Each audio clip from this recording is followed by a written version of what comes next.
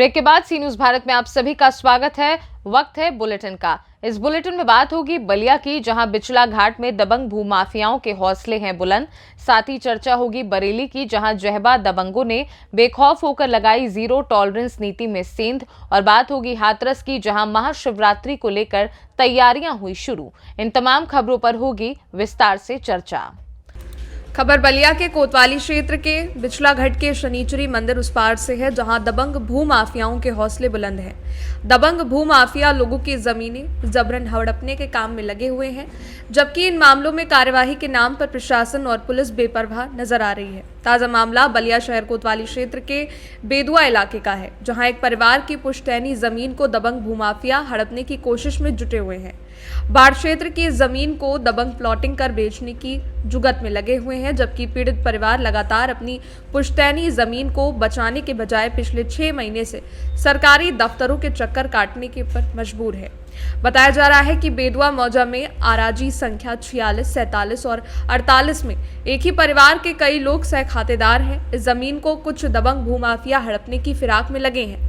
भूमाफिया आसपास की जमीन को प्लॉटिंग कर बेच रहे हैं और पीड़ित परिवार की जमीन पर कब्जा करने की कोशिश में जुटे हुए हैं।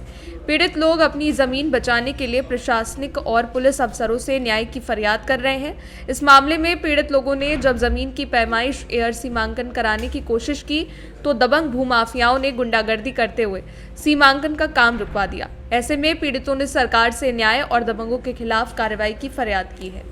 आक्रोशित नहीं, हम लोग परेशान हैं और हम लोगों की बेदुआ मौजा में अराजी नंबर 46, 47, 48 में ज़मीन है, जो कि हमारी पुश्तैनी ज़मीन है। इसमें हमारे पूरे सह खातेदार हम सब लोग एक साथ इकट्ठे हैं। वहाँ पे कुछ अराजक तत्व, दबंग टाइप के लोग प्लॉटिंग का कार्य शुरू किए उधर से, और प्लॉटिंग करते करते वो हमारी ज़मीनों की तरफ बढ़ने लगे। हम लोगों ने जब उनको इस बात के लिए मना करने का प्रयास किया तो वो लोग माने नहीं।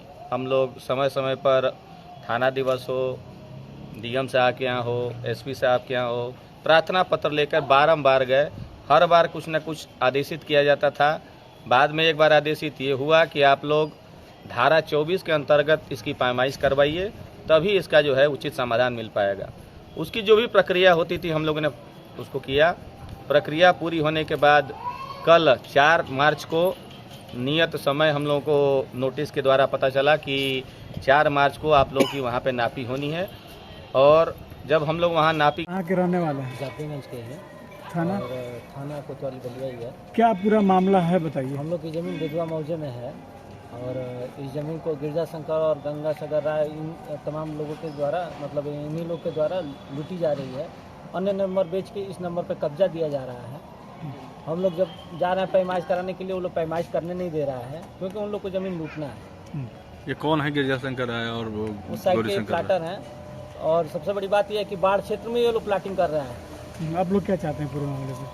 हम लोग यही चाहते हैं कि हमारी धारा 24 के अंतर्गत ये पक्की पैमाइश हो जाए और हम लोग की जो भूमि हो हम लोग को मिले और उस पर किसी तरीके का कोई निर्माण ना हो, क्योंकि निर्माण हो जाने के बाद फिर बहुत लंबा हम लोग को न्याय के लिए आगे लड़ना पड़ जाएगा, यहाँ से लेके कोर्ट से लेके ऊपर तक। हम लोग यही चाह रहे हैं कि हम लोग का नापी हो जाए और आपकी जमीन सुरक्षित हो। हमारी ज़मीन सुरक्षित है। बलिया से सी न्यूज संवाददाता जेपी तिवारी की रिपोर्ट। एक तरफ उत्तर प्रदेश सरकार दबंगों और माफियाओं पर ताबड़तोड़ कार्रवाई और जीरो टॉलरेंस नीति को अपना रही है, वहीं दूसरी ओर बरेली जनपद में दबंगों का कहर जारी है। दबंगों के आगे एसडीएम फरीदपुर के आदेश का पालन नहीं करवा पा रहा प्रशासन। बुधवार को एसडीएम के आदेश पर फरीदपुर तहसील थाना क्षेत्र अंतर्गत ग्राम जेड स्थित 181 गाटा संख्या चक्रोट की पैमाइश करने गई राजस्व और पुलिस टीम को वहां मौजूद दबंगों ने हड़काया। दबंगों के भय से दबे पांव लौटी राजस्व और पुलिस टीम। एसडीएम फरीदपुर के आदेश के बाद भी चकमार्ग से दबंगों ने अभी तक नहीं छोड़ा कब्जा। परेशान पीड़ित ने लिखित आवेदन के माध्यम से अपनी समस्याओं से एसडीएम फरीदपुर निधि डोंडवाल को अवगत करते हुए लगाई थी न्याय की गुहार। एसडीएम फरीदपुर के आदेश पर गई राजस्व पुलिस टीम को वहां मौजूद दबंगों की दबंगई ने वापस कर एसडीएम फरीदपुर के आदेश को किया धाराशायी। अब देखना है दबंगों की दबंगई पर प्रशासन होता है मेहरबान या जीरो टॉलरेंस नीति को अपनाकर दबंगों पर कसेगी नकेल। रहने वाले हैं, क्या नाम है आपका? मैं आशु मल्होत्रा, प्रबंधक टीम माला नर्सिंग कॉलेज का हूँ। हमारे 183-184 नंबर कॉलेज के बराबर में मिला हुआ खेत है। खेत के बराबर में दूसरे पड़ोसी किसानों का खेत है, लोकेश अग्रवाल जी का। उनके द्वारा एक 86 नंबर का चक रोड कब्जा करा हुआ है, जिसके लिए हमने SDM फरीदपुर को एक एप्लीकेशन पूर्व में दी थी। उस आदेश को कार्यान्वित करने हेतु आज लेखपाल महोदय और पुलिस बल गया। इन लोगों ने उन लोगों को वापस कर दिया और उस रोड पे आज की तारीख में भी उनका कब्जा है। किसका कब्जा है? लोकेश अग्रवाल पड़ोसी है, खेत नंबर पे चक रोड पे कब्जा करे हुए हैं। आप लोगों ने इसका विरोध किया तो क्या कहा उन्होंने? ठीक है, हमने विरोध नहीं किया, हमने तो SDM की एप्लीकेशन दी थी। अच्छा, कानूनी कार्रवाई की तरफ हमारा सहयोग लेकर कानून के सहयोग से ही चलेंगे, हमारा कोई व्यक्तिगत वो नहीं है। अभी SDM क्या आए हैं, क्या उनकी मुलाकात हुई है, क्या आश्वासन दिया है उन्होंने? कि अभी हमारी उनसे मुलाकात नहीं है हो पाई है। हम उनका इंतजार कर रहे हैं कि आपके जो आदेश आपने ऑर्डर करे उसको कार्यान्वित कराया जाए, क्योंकि कोई व्यक्ति अगर पुलिस और लेखपाल दोनों को वापस भेज देता है तो इसका मतलब यहाँ पर कानून का राज नहीं रहा। जी। और इस सरकार में मुझे उम्मीद है कि सरकार से मैं जुड़ा हुआ व्यक्ति रहा हूँ, विद्यार्थी परिषद पूर्व जिला प्रमुख भी रहा हूँ। मुझे इस सरकार से बहुत ज़्यादा उम्मीद है कि बहुत अच्छी तरीके से संज्ञान लेकर कार्रवाई करेगी इन लोगों। बरेली से सी न्यूज़ संवाददाता प्रमोद शर्मा की रिपोर्ट। खबर हरदोई के माधोगंज में बुधवार को विकसित भारत संकल्प यात्रा की बैठक में सांसद अशोक रावत ने प्रेस वार्ता में कहा कि प्रताप नगर से माधोगंज होते हुए मेहंदी घाट तक स्टेट हाईवे को स्वीकृति कराया। ये मार्ग गंगा से गोमती को जोड़ेगा। बाबट मऊ में CHC अमृत योजना के तहत बाला मऊ जंक्शन को उच्चीकृत कराया। स्वास्थ्य के क्षेत्र में नवीन CHC और PHC बनाई जा रही है। मिश्रिक लोकसभा के सांसद अशोक रावत ने कहा कि संडीला में ओवरब्रिज, बाला मऊ में आधुनिक स्टेशन, मिश्रिक से बघोली तक सड़क का चौड़ीकरण जैसे विकास कार्य कराए जाने की बात कही। जब उनसे बिलग्राम मल्लावा विधानसभा में कराए गए कार्यों के बारे में पूछा गया तो उन्होंने कहा कि मेहंदी घाट पर अंत्येष्टि स्थल बनाने के लिए पत्र भेजा है। अभी लोगों को गंगा जी पार कर जाना पड़ता है। अस्पताल में चिकित्सकों की नियुक्त न होने पर डॉक्टरों की कमी का होना बताया। नगर में जल निकासी न होने से जल भराव हो जाता है, जिससे आम जनमानस को असुविधा का सामना करना पड़ता है। सांसद ने आए हुए कार्यकर्ताओं से विकसित भारत संकल्प पत्र को भरवाकर मोदी सरकार को सुझाव देने के लिए कहा कि आप लोगों के सुझाव संकल्प पत्र में रखे जाएंगे। मौके पर विधायक आशीष सिंह, आशु लोकसभा प्रभारी संजय सिंह, जिला मंत्री रामनंदी वर्मा, जिला सहकारी बैंक अध्यक्ष अशोक सिंह, बाला मऊ विधानसभा प्रभारी अभिशंकर शुक्ला, बिलग्राम मल्लावा विधानसभा प्रभारी नवल माहेश्वरी, मंगत राम, आदित्य सिंह, गौरी शंकर पाल, राम नरेश आर्य, नीरज गुप्ता, शकुंतला कश्यप, अरविंद सिंह, शैलेंद्र पटेल, उमेश माहेश्वरी, पुष्पेंद्र कनौजिया, बाल गोविंद आदि कार्यकर्ता उपस्थित रहे। लोकसभा के चुनाव अभी आ गए हैं। लगभग उत्तर प्रदेश में लगातार हर सांसद कहीं ना कहीं अपने क्षेत्रों में जाना शुरू कर दिया है। ऐसे में भारत के प्रधानमंत्री ने आपको दोबारा फिर से एक बार प्रत्याशी बनाया। कितना प्रधानमंत्री के द्वारा भेजे गए आप काम करेंगे और कितना खरा उतरेंगे जनता के बीच? यशस्वी प्रधानमंत्री जी, हमारे यशस्वी गृह मंत्री जी, यशस्वी हमारे राष्ट्रीय अध्यक्ष जी ने जो हम पर अपना विश्वास किया है, राष्ट्रीय नेतृत्व ने मुझे पुनः सांसद के रूप में आपके बीच में भेजा है, प्रत्याशी के रूप में। मैं उनको सभी राष्ट्रीय नेतृत्व को धन्यवाद देता हूं और पूरी तरीके से माननीय प्रधानमंत्री जी की जो हमारी योजनाएं हैं वो अंतिम पायदान पर खड़े हुए व्यक्ति को मिले, गरीब असहाय जो व्यक्ति है उस तक वो योजनाएं पहुंचे। इसकी पूरी तरीके से समीक्षा हम लोग लगातार करते रहते हैं। गांव जा करके गांव चलो अभियान हो, चाहे वो किसी तरीके से, चाहे आयुष्मान भारत कार्ड हो, मैं बाकायदा जा करके उसको ये योजनाएं मिल रही हैं या नहीं मिल रही हैं। अगर कहीं कोई अवरोध है उसको जा करके उनको बताना, उस अवरोध को दूर किया जाता है ताकि सुचारू रूप से योजनाओं का लाभ हमारी जनता को मिल सके। ऐसी योजनाएं आप बताएं जो आपने अपने संसदीय क्षेत्र में ऐसी की, जो भारत सरकार ने आप जो योजनाएं बताई। बहुत सी ऐसी योजनाएं हैं, 10 नहीं अनगिनत योजनाएं चल रही है।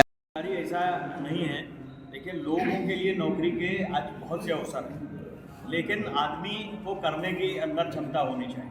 देखिए आज आपके संडीला में इंडस्ट्रियल एरिया डेवलप हो गया, आपके माधोगंज में डेवलप हो रहा। मैंने तो सदन में आवाज भी उठाई इस चीज की। देखिए जब इंडस्ट्री डेवलप करेगा तो नौकरियां करेंगी, आएंगी।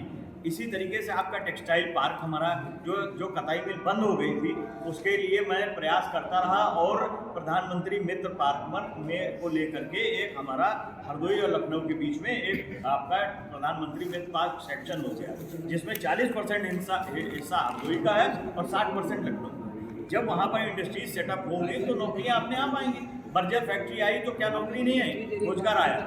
इसी तरीके से रोजगार, देखिए सभी लोगों का जो है, चाहे कि हम एक ही लाइन में चले जाएं तो सब जगह एक डिफरेंट कैटेगरीज हैं और डिफरेंट नौकरियों के जॉब के तरीके हैं, उसमें सबको कहीं ना कहीं अप्लाई करना पड़ेगा। और सब लोग, जैसे आप पत्रकारिता लाइन में हैं, कोई एडमिनिस्ट्रेशन लाइन में है, कोई प्राइवेट जॉब में है, मेडिकल लाइन में है, तो सबकी लाइनें अलग हैं।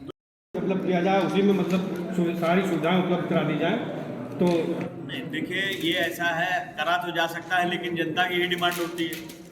वो सरकार ने नियम बनाया है कि गांव को एक रोड से जोड़ना है, किसी भी एक से डामरीकरण से जोड़ना है, लेकिन हर आदमी की डिमांड होती है कि हमें इस रास्ते से मिल जाए, तो मना नहीं किया जा सकता। वो तो हर एक की इच्छा है, लोकतंत्र में सबकी इच्छा है, उसकी पूर्ति करनी है। हम बैठे हुए हैं, हम प्रयास करते हैं, सैंक्शन मिलती है, अच्छा है, लोगों की भलाई हो। नहीं, जैसे CSC बाबरमऊ की आपने बात बताई, अच्छा नहीं होगा, लेकिन जहां माधवगंज में पदसृजित हैं 7 पद विशेषज्ञों के हैं माधवगंज में, और एक महिला एवं प्रसूति रोग विशेषज्ञ का पद है, लेकिन आज तक क्या प्रयास किया इसके लिए कभी? बिल्कुल कहा, बताया आपने, बताया हम लोगों ने लिख के भेजा, लेकिन शॉर्टेज है। देखिए डॉक्टर्स की शॉर्टेज है, इसीलिए सबको लगा करके कहीं लैब टेक्नीशियन या उनसे काम लिया। अब धीरे धीरे मेडिकल कॉलेजेस खुले हैं प्रदेश में, माननीय प्रधानमंत्री जी हैं, ये योगी जी और दोनों लोगों ने मिल करके अब एम्स बढ़ाए, आपके अब जाकर। हरदोई से सी न्यूज संवाददाता जितेंद्र कुमार की रिपोर्ट।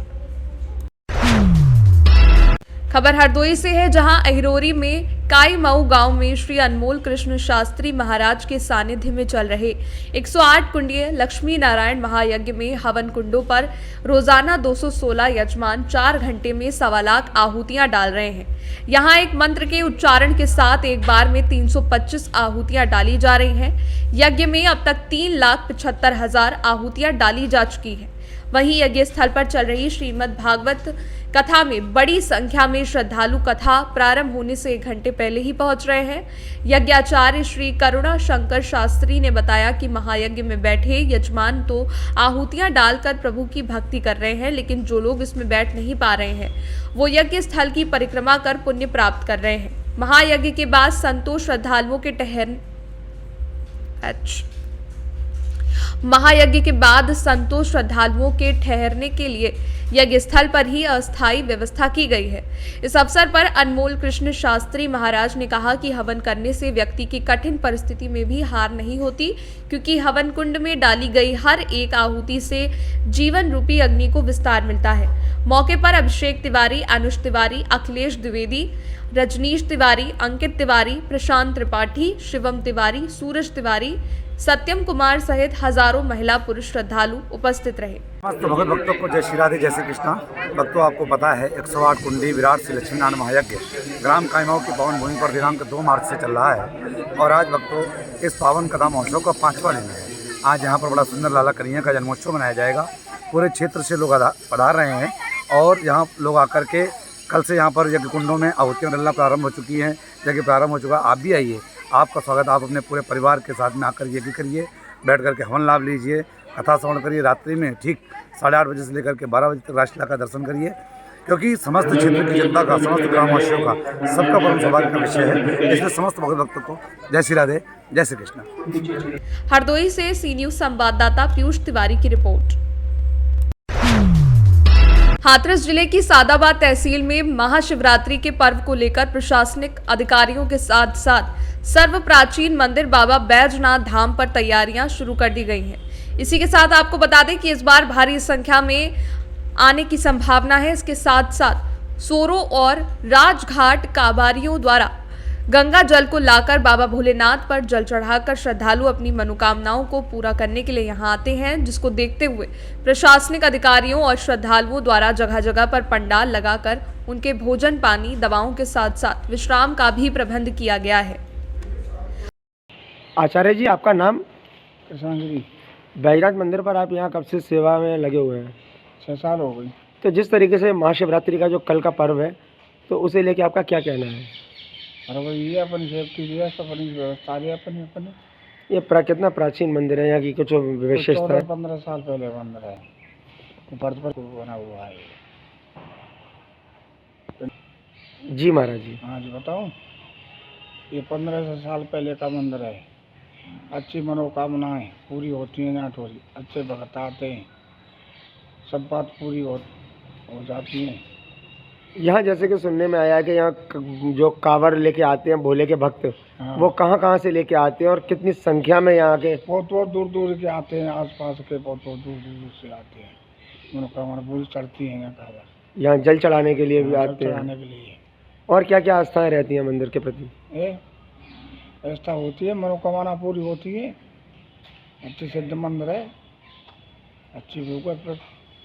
लगभग 15 से 16 साल पुराना मंदिर। अच्छा, 24 घंटा से भगत चलता रहेगा, खाली 2-3 घंटा बंद रही।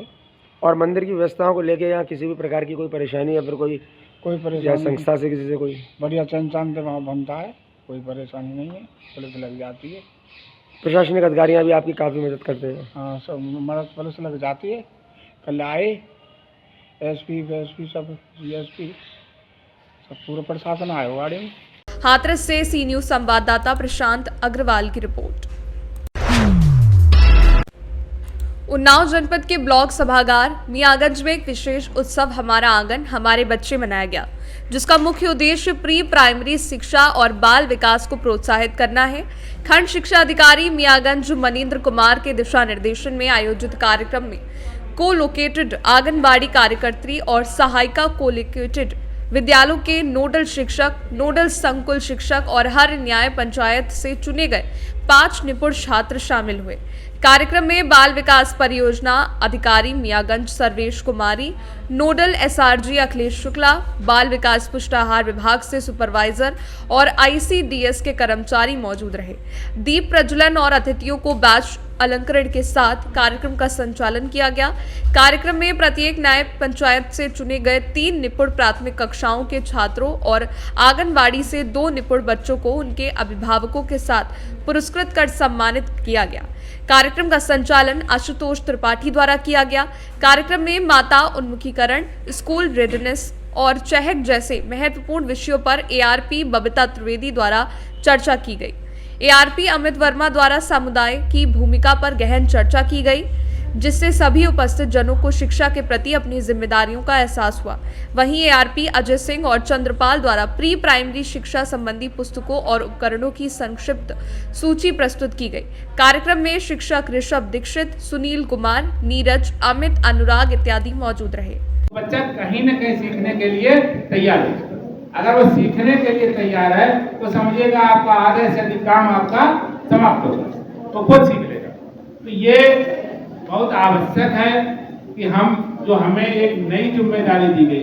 कई बार होता है हमें अवसर नहीं मिलता, और ये आंगनबाड़ी कार्यकर्तियों के लिए बहुत ही एक सुनहरा अवसर है, और इस सुनहरे अवसर को भुनाना आपके हाथ में है कि जो हमें एक अभी तक था कि हमारा। उन्नाव से सी न्यूज संवाददाता सुशील यादव की रिपोर्ट। फिलहाल के लिए बुलेटिन में बस इतना ही। वक्त है एक छोटे से ब्रेक का। ब्रेक के उस पार हम आपको और भी तमाम बड़ी खबरों से करवाएंगे रूबरू।